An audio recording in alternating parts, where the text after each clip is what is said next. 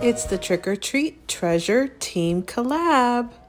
And it's hosted by Debbie with Project 39 mini albums. Lots of collaborators are joining in. We're going to be sharing some Halloween inspiration every Saturday at 1 p.m. Eastern for the next 4 weeks.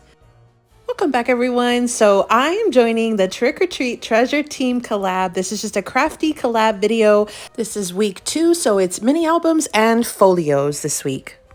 Welcome back, everyone. So I'm joining in on that Trick or Treat Treasure Team Collab hosted by Debbie, Project 39 mini albums. There's a ton of us that are participating. I'll link the playlist for everybody's videos down below, as well as all of our channel links. There's going to be 4 weeks of Halloween crafty fun. This is week 2 of the collab, so we're doing mini albums and folios. I've taken out a paper pack as well as some envelopes. These are some clearance envelopes I had picked up from Hobby Lobby. This one pack comes with 24. They're holographic. They're 5x7, or they're 5 1/4 by 7 1/4 for 5x7 cards. Then I've got this pack of flat cards, which is perfect for die cutting, and then also some envelopes. These are 4 1/4 by 6 1/4, so these are 4x6 envelopes.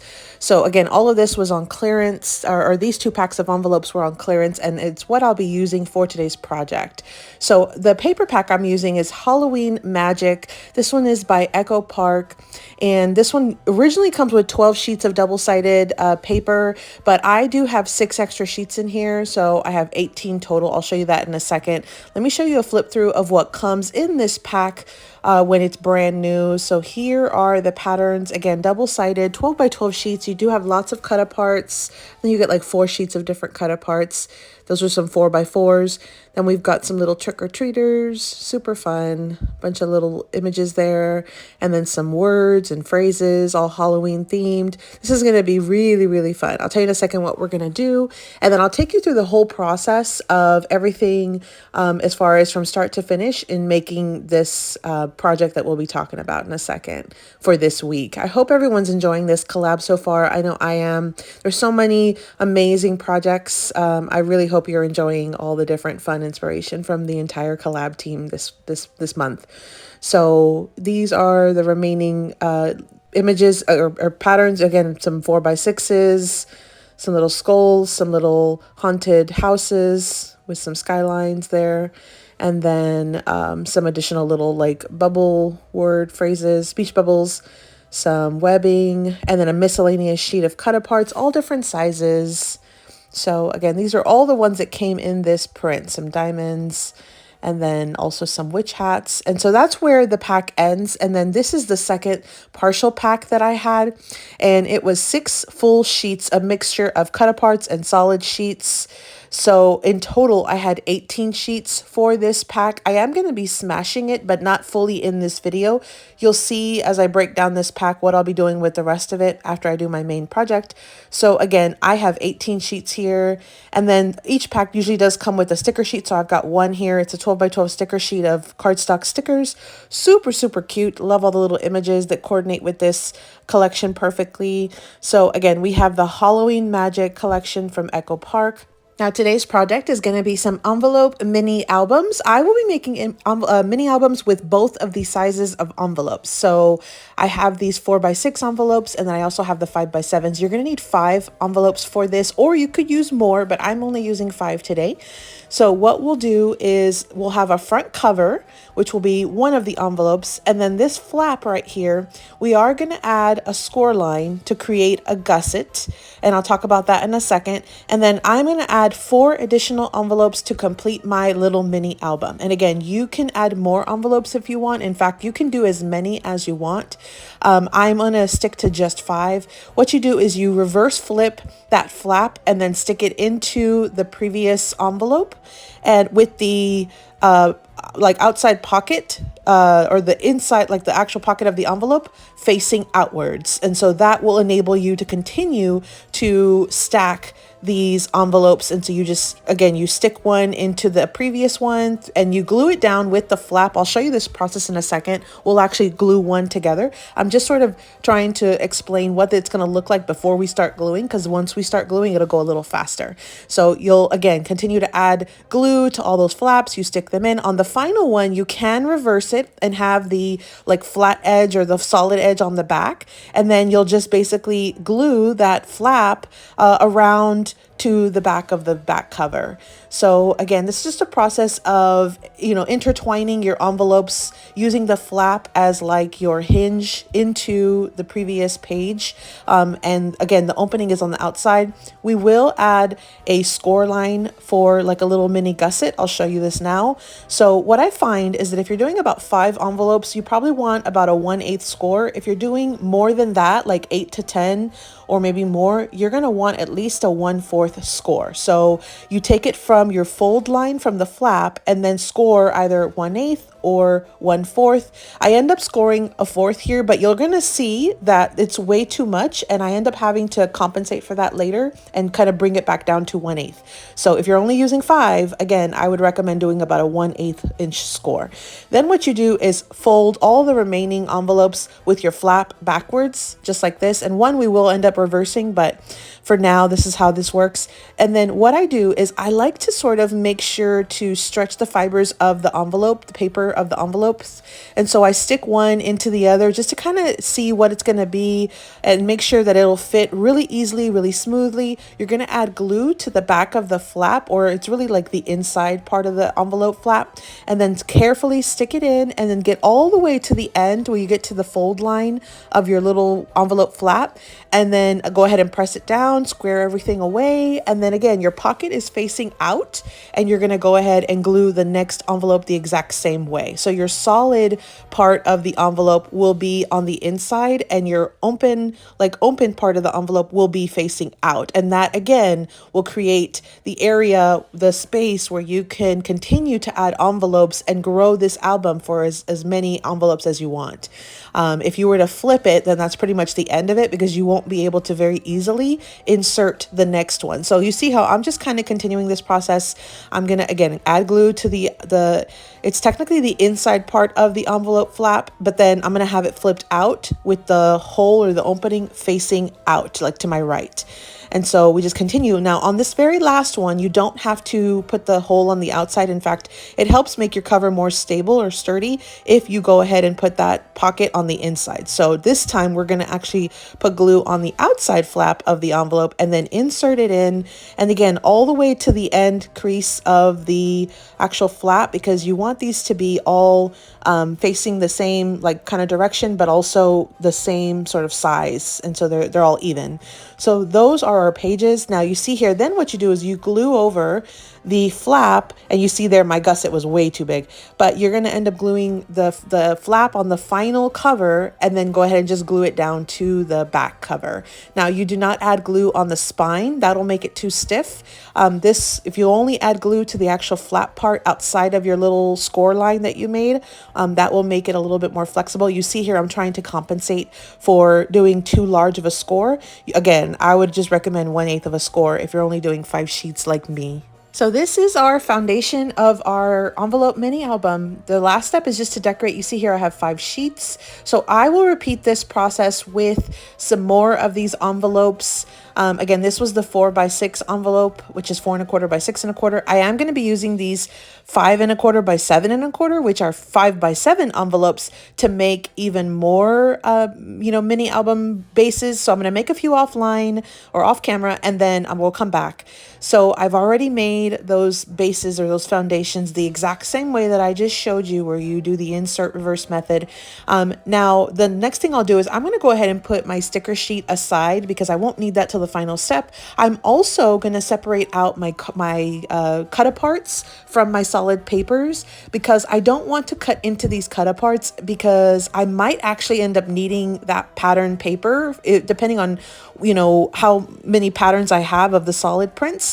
I'm going to primarily work with the solids, and I am going to try to pick and choose which pattern or which side, either the A side or the B side of this paper that I want. So I've already sort of laid everything out. I have my cut apart separate. I'm going to move those to the side, and I'm gonna just focus on my solid papers, and I'm gonna end up cutting them down. Again, I'm not gonna cut into those cut aparts until I know exactly what I'll be using with that in case I need to use the backs of those papers. So first step for me is gonna be to cut off that branding strip and then cut down my actual 12 by 12 solid prints. So I'm gonna do one cut at 4 inches and get 2 of the small mats that are gonna go on the small album. And then I'm gonna wanna try to get one large mat out of the remaining paper. Now, because my albums are vertical, meaning up and down, this is kind of what the method that I'll be using. If your paper was non-directional, you could absolutely get more, like a second of those larger albums out of this print. But so that's kind of like what it'll look like. The rest of it will kind of be used for scraps and other projects. I'll talk about that in a second, but I'm going to show you how I'm cutting it. So again, I have 2 of panels that are 4 by 6, and those are going to be for my smaller mini albums. And then I am going to go ahead and rotate my paper, and I'm going to cut it at a specific amount. I'll show you all those dimensions in a second, and that'll basically give me what I need for my large album plus a scrap, and then I'll be left with one larger scrap at the very top. We'll talk about that, but let me go ahead and start and just show you what I'm doing here. So I'm going to cut off the branding strip. So I'm just going to take that off, and I will save that, but for now I'm taking it off. I'm going to cut it at 4 inches on the 12-inch side upright, so up and down, then cut it at 6 inches on that 12-inch side. So now I have my 2 4 by 6 mats that are going to go on those small mini albums. Okay, then I'm going to rotate my what's left of the paper, cut it at 6 3/4, or if you want a larger mat on your album, you could do it at 7 inches, and I'll show you the difference in just a second. But I'm going to go with a smaller mat, so I want more of my holographic envelope to show, and then you'll cut it at 4 3/4 or 5 if you're using the larger size mat, and that will get me my large album mat and a scrap. And then we've got this extra little piece here. Now that extra piece of the top left could be used for album pockets. You could also make 2 A2 size mats for A2 size cards, which is what I'll be doing for my projects today. So I've got 2 small mini album mats, one large album mat, a scrap, and then I've got an extra sheet here, and I believe it's 5 1/4 by 8, which is perfect to cut in half and make 2 A2 size mats. That's another reason why I opted for the smaller of the large mini album mats, because I knew I would end up having 5 1/4 if I cut it down to 6 3/4. So I'm going to just cut those in half at 4 inches, and we'll end up having 2 A2 size mats from that one little scrap at the top. And then this middle scrap right here will be used just to make our pockets and our additional things for the albums. And then we've got our actual album pages on the right and left there. So I'm going to, again, just real quick, I'm going to remove the branding strip. I'm going to go ahead and cut it at 4 upright, and then I would turn and cut that one at 6, and that's going to create my 2 little mats for my smaller mini albums. Then I'm going to take the larger piece, rotate it, and cut it at 6 3/4, or you could do 7 if you want the larger mat. Then I'm going to cut at 4 3/4, or you could do 5 if you want the larger mat. And then I'm going to cut that final 2 into 2 pieces at 4 inches. So we got 4 by 5 1/4. I've got my larger mat, which is 6 3/4 by 4 3/4, and then I have a scrap, and then I have my 2 4 by 6 mats. So I've already cut everything down, and I've actually already glued everything. I want to show you how much like border space and stuff I have. I did also cut some of my extra mats down that I had left over, and I made some little pockets, both vertical and horizontal. I just used I think it was like a 1.5 inch circle, and I notched it. So I just did like a half circle notch at the top as like a finger notch for my pockets. You could see where the actual pocket was. I did also add some vertical pockets you see there. These are, again, pockets that you can stick in journaling cards, or in some cases photos, depending on how big the photo is, if they fit. These little papers are 4 by 6, so a 4 by 6 photo will not fit into the pockets, but they will fit over the actual mat that I have here. Now on this larger one, this is the holographic one, which was a 5 by 7 envelope. I actually ended up making a mistake when I was cutting, and I had one that was a slightly larger, which actually was closer to a 5 by 7 cut. And so what I did on that one was I layered up a larger one and a smaller one. You can see here, you actually get to see a lot of the holographic cardstock on this one. So this was using, again, 4 3/4 by 6 3/4 mats, you're going to have a 1/4 inch border all the way around. If you want a 1/8 border, then you're going to have to use the measurements where you cut down your large mat to 5 by 7. Okay, because these envelopes are 5 1/4 by 7 1/4. So you want to do 5 by 7 if you want a smaller border all the way around. On this last one, the inside of my envelopes were white, so I just cut up a piece of another one and I glued it there just to kind of show continuous holographic paper. That's what I was showing you there. And then you see how on the back I have the larger border, but on the front I have the smaller one. So again, that option is totally up to you. I did it this way because I wanted to get more A2 size mats for cards as well, just really stretching my supplies. Those are what I had left over. I have some smaller ones. I think I'm going to use these for some tags. I can cut some of these down to make pockets. But I had, if I want to add more pockets, and then I can use this bigger one, make some more tags. And then of course we have our A2 mats. I ended up with 24 of these because again, I had a lot of extra paper. But what I'm going to do basically is I will finish out these albums with some tags and little journaling cards, and I'm going to cut these larger pieces down, so that will go towards my albums. These little bitty scraps you see here in the middle, I think I'm going to make some smaller tags to also go into these albums, and then these extra little strip scraps are going to go into the insides of my cards once I finish doing those. So the right side will be my albums, the left will be my cards. Now I'm looking at my cut aparts. Now that my main project is done, I'm going to cut up these 3 by 4 cut aparts, and I'm going to use them for my cards. I ended up having exactly 24, which is exactly how many mats I have. So that's perfect. These 4 by 6s, I'm going to cut them down and insert them or use them for my albums. These 4 by 4s, I'm going to do a separate project with this, and I think I'll showcase this in a future week when we're doing packaging and little treats. I have some little treat pockets in mind with these 4 by 4s, so I'm going to cut them down but save them. And then this last sheet of miscellaneous cut aparts, I am going to cut down because I think, again, I could use some of this for my albums. I could also use it for one of these cut aparts for the cover of my larger album or even some of the smaller ones. So I'm going to cut down that sheet. I'm going to take off camera. I'm going to cut up all the rest of those sheets, and then I'm going to finish decorating my projects, prep what I'll use for my next projects, and I'll show you a full recap at the end. I will add some stickers just to finish decorating, but let's go into our full final recap up next. Okay, so to recap, this was the Trick or Treat Treasure Team collab. It's a group of us that got together. Week 2 is mini albums and folios, and so today I did do some envelope mini albums. I did also prep some additional projects, so I've cut down these 4 by 4s. This is going to be a future week project. I think it's week 4, so we've got it in a couple of weeks. I'll show you that project, so I'm going to just save those.